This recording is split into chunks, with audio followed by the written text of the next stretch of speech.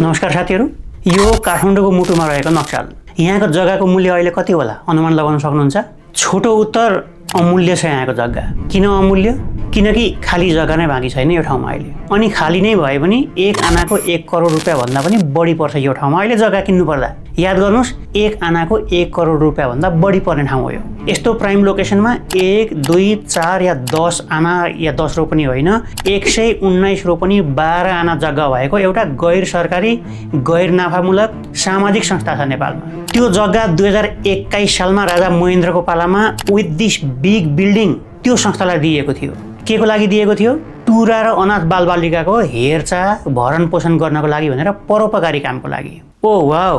अनि त्यत्रो जग्गा र त्यत्रो भवन भएको त्यो संस्थाले बालबालिकाको त राम्रै हेरचाह गरेको होला, भरण पोषण पनि राम्रै गरेको होला, पैसा त टन्नै होला त्यो संस्थासँग भनेर यदि सोच्दै हुनुहुन्छ भने एकछिन पक्नुहोस्। अफसोस, त्यत्रो जग्गा भएको त्यो संस्था डटी पोलिटिक्स र भ्रष्टाचारको अखडा भएर त्यसैको चक्रमा झेलिएर साउरिँदै गिट गिट गर्दै अहिले खुम्चेर एउटा सानो छाप्रोमा सीमित भएको छ। बच्चाहरूलाई खुवाउनको लागि दुध र खाना समेत किन्न नसक्ने अवस्थामा पुगेको छ।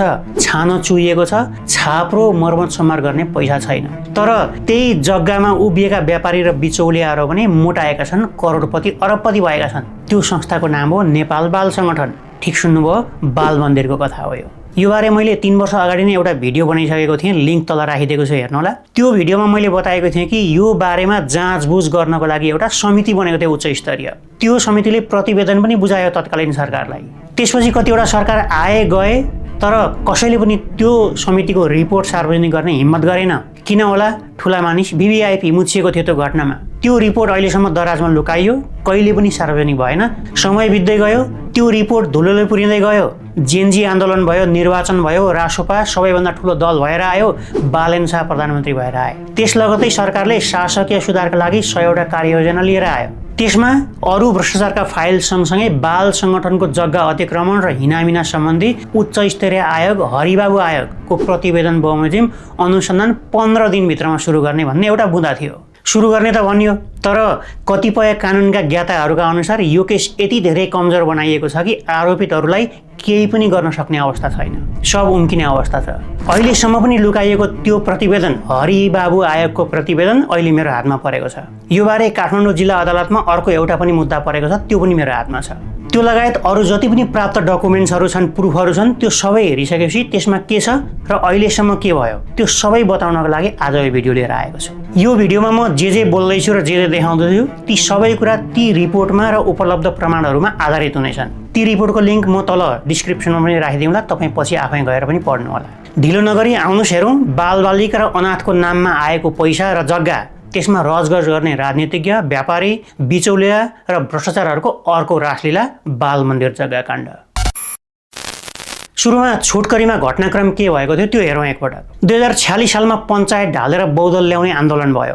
त्यसको नेतृत्व गरे सर्वोच्च र सर्वमान्य नेता गणेशमान सिंहले। प्रधानमन्त्री पदको अफर पाउँदा समेत रिजेक्ट गरेर त्यागको नमुना देखाएका थिए उनले त्याग गरे, तर त्यसको ब्याज खाए उनका सन्तानले। उनको त्यो त्याग धेरै समय टिक्न सकेन। किन? आउनुहोस् अब हेरौँ। आन्दोलन भएर व्यवस्था पल्टिएको लगभग 2 वर्ष पनि बित्न नपाउँदै 2049 सालको माघमा गिरिजा प्रसाद कोइराला प्रधानमन्त्री थिए, शेख इद्रिस समाज कल्याण मन्त्री थिए। शेख इद्रिस अर्थात् गणेशमानका नजिकैका नेता। त्यही मन्त्री परिषदमा शेरबहादुर देउवा गृहमन्त्री, रामचन्द्र पौडेल स्थानीय विकास मन्त्री, रामवरण यादव स्वास्थ्य राज्य मन्त्री थिए। गणेशमानको विशेष अनुरोधमा भन्दै बाल सङ्गठनको भइराखेको कार्य समिति भङ्ग गरेर गणेशमानकी छोरी रीता सिंहलाई अध्यक्ष नियुक्त गरिदिन्छन् शेख इद्रिसले। त्यसपछि सुरु हुन्छ यहाँको महाभारत। 2049 यता पटक पटक गरी लगभग 30 वर्षसम्म लगातार गणेशमानकी छोरी रीता सिंह उनी नै अध्यक्ष रहन्छन् यो संस्थामा। उनकै अध्यक्षतामा जे भयो त्यो कुरा यो रिपोर्टमा समेटिएको छ। त्यस यता आफू खुसी र नियम मिचेर आफ्नाहरूलाई मनोनयन गरेर यो संस्था चलाएको भन्दै त्यस्ता धेरै घटनाहरूको बेलिबिस्तार लगाइएको छ यो रिपोर्टमा। त्यसको एउटा कडी सुरु हुन्छ, एउटा श्रृङ्खला सुरु हुन्छ 2049 सालको माघबाट, जब बृहस्पति विद्या सदन नामको स्कुलको इन्ट्री हुन्छ यो केसमा। यदि मेरो पुरानो भिडियो हेर्नुभएको छैन भने बृहस्पति विद्या सदनका सञ्चालकहरूको नाम यहाँ हेर्नुहोला, जसमा 60% विशाल ग्रुप र 13% सङ्घाई ग्रुपको सेयर छ भनिएको छ। अनि सुरुका संस्थापक पुरुषोत्तम जोशी जो गणेशमानका साथी थिए उनी पनि छन् त्यहाँ। जे होस्, बृहस्पतिको इन्ट्री हुन्छ। त्यसपछि के हुन्छ अब आउनुहोस् हेरौँ। 2049 सालमा पहिलोपटक बृहस्पति स्कुल र बाल मन्दिरको बीचमा 3 वर्षको लागि बाल मन्दिरको जग्गा भाडामा दिने सम्झौता हुन्छ। तर कति जग्गा दिने भन्ने कुरा त्यो सम्झौतामा तोकिँदैन। त्यो कन्ट्र्याक्टको म्याद 3 वर्षको थियो, 2052 सालमा सिद्धिन्छ। तर त्यो कन्ट्र्याक्ट सिद्धेको 11 महिनासम्म पनि बृहस्पति विद्या सदनले त्यो जग्गा उपभोग गरिरहन्छ, छोड्दैन, भाडा पनि दिँदैन, रिपोर्टमै लेखिएको छ। कारबाही गर्ने र जरिमाना उठाउने त धेरै परको कुरा। 2053 सालको पुसमा अर्को एउटा नयाँ सम्झौता हुन्छ। त्यसमा भने नौरोपनी जग्गा 8 वर्षको लागि भनेर सम्झौता गरिन्छ। 8 वर्ष अर्थात् त्यो सम्झौता 2061 को माघमा सकिने थियो, तर सम्झौता सकिनुभन्दा 3 वर्ष अगाडि नै अर्थात् 2058 सालमै फेरि अर्को एउटा सम्झौता हुन्छ 30 वर्षको लागि। त्यो नयाँ सम्झौतामा भइरहेको जग्गामा अरू 5 रोपनी नौआना जग्गा पनि थपेर सम्झौता हुन्छ। अर्थात् अब जग्गा 9 रोपनीबाट बढेर 14 रोपनी नौआना पुग्छ भाडामा दिनको लागि। भाडा अनि पैसा चाहिँ कति त? वर्षको 30 लाख रुपियाँ अर्थात् 1 रोपनीको 1 महिनाको 16,000 रुपियाँ बराबर। त्यो पनि सुरुको 5 वर्ष र अन्तिमको 5 वर्ष भाडा नबढ्ने शर्तमा, बीचमा पनि 2 वर्षमा 5 वर्ष भाडा बढ्ने गरी। 2058 30 वर्षको लागि भनेर गरिएको त्यो सम्झौता सकिन्थ्यो 2088 सालमा। तर फेरि 2059 सालमा कन्ट्र्याक्ट चेन्ज हुन्छ अचानक र अरू 13 रोपनी 12 आना जग्गा पनि त्यसैमा थप्ने सम्झौता हुन्छ। एउटा कन्ट्र्याक्टको म्याच सिद्धिएको छैन, अर्को कन्ट्र्याक्ट भइरहेको छ, याद गर्नुहोस्। अर्थात् सुरुमा 9 रोपनी, अलिक पछि 14 रोपनी गर्दै अब 28 रोपनी 5 आना जग्गा भाडामा दिइन्छ बृहस्पति स्कुललाई। अनि नयाँ भाडा चाहिँ कति नि? महिनाको 6 लाख रुपियाँ अर्थात् महिनाको 1 रोपनीको 3800 रुपियाँ। 2058 भएको सम्झौतामा प्रति रोपनी 16,000 तिर्नुपर्ने भनिएकोमा अब यो नयाँ सम्झौतामा त्यो घटेर 3800 रुपियाँ भएछ। त्यति मात्रै होइन, त्यो बेला बोल कवल टेन्डर र प्रतिस्पर्धा पनि नगरिकन टेबल मुनिबाट तजबिजको भरमा यो सम्झौता गरेको भनिएको छ यो रिपोर्टमा। प्रतिस्पर्धा गरेको भए लाखौं रुपियाँ आउने ठाउँमा केही हजारमा सम्झौता गरिएको छ। त्यो पनि नियम कानुन मिचेर अनि गुप्चुप। कुरा यहाँ सिद्धिँदैन। 2058 गरेको 30 वर्ष सम्झौता सकिन्थ्यो 2088 को जेठमा। तर फेरि सम्झौता अवधि 16 वर्ष बाँकी नै हुँदाखेरि 2072 सालमा फेरि 2072 सालमा अर्को एउटा नयाँ सम्झौता हुन्छ। कति वर्षको लागि? 10 वर्ष होइन, 20 वर्ष त्यो पनि होइन, 30 वर्ष त्यो पनि होइन, कति वर्षको लागि? एकैचोटि 43 वर्षको लागि सम्झौता हुन्छ। लुजा त के को लेखरेख। अर्थात् अब बाल मन्दिरको 28 रोपनी भन्दा बढी जग्गा बृहस्पति स्कुलले 2132 सालसम्म निर्धक्क चलाउन पाउने गरी सम्झौता हुन्छ। टन्टै खतम। याद गर्नुहोस्, 2132 सालमा सिद्धिन्छ यो सम्झौता। सायद तपाईँ हामी त्यो बेलासम्म कोही पनि जिउँदा हुँदैनौँ। अनि भाडा चाहिँ कति नि? प्रति वर्ग फिट पर स्क्वायर फिट 4 रुपियाँ 20 पैसा अर्थात् रोपनीको 23,000 रुपियाँ। कुरा यहाँ सिद्धिएको छैन।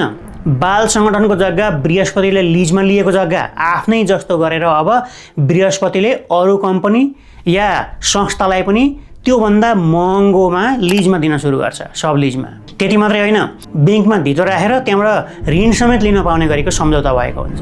त्यसै अनुसार त्यो जग्गा धितो राखेर ऋण नै लिएको पनि भनिएको छ रिपोर्टमा। ऋण नतिर्यो भने लिलाम समेत हुन सक्ने गरेको कन्ट्र्याक्ट हुन्छ। अर्थात् बृहस्पतिले ऋण तिरेन भने जग्गा लिलाम हुन्थ्यो बाल मन्दिरको। त्यसपछि बृहस्पतिले त्यहाँ भएको 5 तले भवन र 5 रोपनी जग्गा आफ्नै जस्तो गरेर फेरि राई स्कुल, अर्को राई स्कुललाई भाडामा लगाउँछ 2076 सालमा। अनि बृहस्पति स्कुल र राई स्कुलका सञ्चालकहरूको पब्लिक भएको सेयर होल्डरको नाम हेर्नु भएको छैन भने यहाँ राखिदिएको छ, हेर्नु होला साइड बाई साइड। केही मिले जस्तो लाग्यो तपाईँलाई? मिल्यो भने संयोग मात्रै मान्नु होला। अनि यसमा विशाल ग्रुप मात्रै होइन, काङ्ग्रेस निकट व्यवसायी मनोज मिश्र र उनको कम्पनी तरुण निर्माण सेवा, त्योसँग पनि गजबको साझेदारी गरेको थियो रीता सिंहको कार्य समितिले।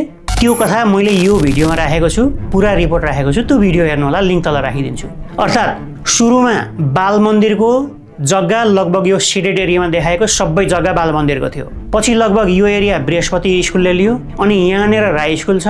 अहिले बाल मन्दिर यो सानो छानो चुइने कटेर जस्तो ठाउँमा खुम्चिन बाध्य छ।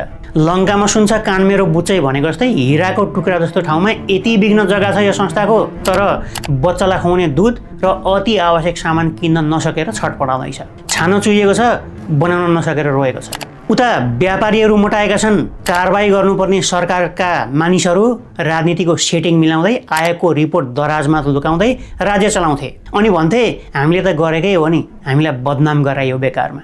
जग्गाको मात्रै कुरा होइन, अनाथ बच्चाहरूलाई अनधिकृत रूपमा पैसा लिएर विदेशीलाई धर्मपुत्र या धर्मपुत्री बनाउन दिएको भन्ने प्रश्न पनि यो रिपोर्टले उठाएको छ। यो रिपोर्टले भनेको छ सरकारी रेकर्डमा 21 जना छन् तर बाल संगठनको रेकर्डमा 67 जना बच्चा भनेको छ त्यसरी धर्मपुत्र पुत्री दिएको।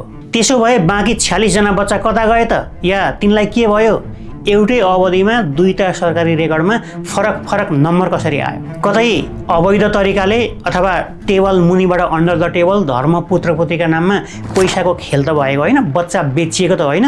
त्यो विषय पनि खोजेको विषय छ। त्यहाँ भएका बालबालिकालाई पैसा लिएर अरूलाई धर्मपुत्र पुत्री बनाउन दिएको र त्यसबाट करोडौँ रुपियाँ लिएको भन्ने कुरा पनि यही रिपोर्टमा लेखिएको छ। यो ढलिमली 2076 सालसम्म कायमै रहन्छ। कोही बोल्दैन यस्तो लाग्छ कि केही भएकै छैन। ढिलै सही तर 76 सालमा केपी ओली प्रधानमन्त्री भएको बेलामा मन्त्री परिषदले यसमा अनियमितता भएको भन्दै एउटा छानबिन समिति गठन गर्ने निर्णय गर्छ। हेर्नुहोस्, एउटा उच्च स्तरीय छानबिन समिति पनि भन्छ। 77 सालमा त्यो समितिले रिपोर्ट पनि बुझाउँछ। रिपोर्ट बुझ्ने बेलामा पनि प्रधानमन्त्री केपी ओली नै हुन्छन्। रिपोर्ट त आउँछ, अनियमितता छ पनि भन्छ रिपोर्टले, तर अफसोस कारबाही अघि बढ्दैन। रिपोर्ट दराजमा थन्किन्छ। उही अरू केसमा जे हुन्थ्यो यो केसमा त्यही हुन्छ, रिपोर्ट दराजमा। त्यो रिपोर्ट अहिलेसम्म सार्वजनिक भएको छैन। त्यही लुकाइएको सार्वजनिक नभएको रिपोर्ट हो मेरो हातमा परेको र मैले यहाँ तपाईँलाई देखाउँदै गरेको। अनि 76 सालपछि चाहिँ केही भएन त भन्ने प्रश्न उठ्ला। भयो, अख्तियारमा केस पुग्यो अनि अख्तियारले केही गरेन त? गर्यो, एउटा चिठी पठायो, चुप लागेर बस्यो। अख्तियार भन्दा ठुला मानिसहरू मुछिने भएपछि अख्तियारले के गरोस् आखिरी? अनि अलिक पछि जिल्ला सरकारी वकिल कार्यालयले अदालतमा मुद्दा पनि दायर गर्यो यो केसमा। उक्त मुद्दामा रिता सिंह सहित अरू पनि सञ्चालक र बृहस्पति स्कुलका सञ्चालक समेत गएर सरकारलाई 60 करोड नोक्सान भएको भनियो। 60 करोड जम्मा। सिआइबीले यो केसमा छानबिन पनि सुरु गर्यो। सञ्चालक सहित रिता सिंह विरुद्ध पक्राउ पूर्ति जारी पनि भयो। तर कोही पक्राउ परे त? परे, 2-4 जना पक्राउ परे तर तुरुन्तै उम्किए। त्यो बेलामा सिआइबीको एउटा भनाइ बाहिरियो, पक्राउ पूर्ति जारी भएकाहरूलाई पक्राउ गरेर हिरासतमा राख्ने पक्षमा छैनौँ, बयान लिन्छौँ, छोड्छौँ। अन्तमा सरप्राइजिङली वर्षौँ लगाएर दुःख गरेर सिआइबीले तयार गरेको अनुसन्धान रिपोर्टमा सिआइबी आफैले 2081 मङ्सिरमा जिल्ला सरकारी वकिल कार्यालयमा एउटा प्रतिवेदन दियो र त्यसमा भनियो बालमन्दिर काण्ड ठगी होइन, करार सम्बन्धी मुद्दा भएकोले ठगीमा कसैलाई पनि मुद्दा चलाउन मिल्दैन। सकिगयो। ठगी नै होइन भनिसकेपछि के को मुद्दा? संयोग हेर्नुहोस्, सिआइबीले जति बेला यो प्रतिवेदन बुझायो त्यो बेलामा काङ्ग्रेस र एमालेको सरकार थियो। प्रकाश मान सिंह आफै उप प्रधानमन्त्री थिए। दिदीको मुद्दा, भाइ उप प्रधानमन्त्री, बाँकी आफै बुझ्नुहोस्। त्यो रिपोर्ट महान्यायाधिवक्ताको कार्यालयमा पनि पुग्यो अनि महान्यायाधिवक्ताको कार्यालयले पनि मुद्दा नचलाउने निर्णय गर्यो। त्यो बेला त्यति बेलाका सहन्यायाधिवक्ताको भनाइ हेर्नुहोस्, यहाँनिर भाडा धेरै लिनुपर्नेमा किन थोरै लिएको भन्ने विषय भएकोले यसमा फौजदारी मुद्दा चल्दैन। कन्टेन्ट हेर्दा मुद्दा चल्ने अवस्था छैन। मुद्दै नचल्ने कस्तो रिपोर्ट बनाएछन् त जान्ने बुझ्नेहरूले। तर त्यो धेरै टिक्न सकेन, त्यसको व्यापक विरोध भयो। अन्तिममा महान्यायाधिवक्ताको कार्यालयले मुद्दा चलाउनै पर्ने स्थिति आयो, मुद्दा चलायो। मुद्दा दायर पनि भयो।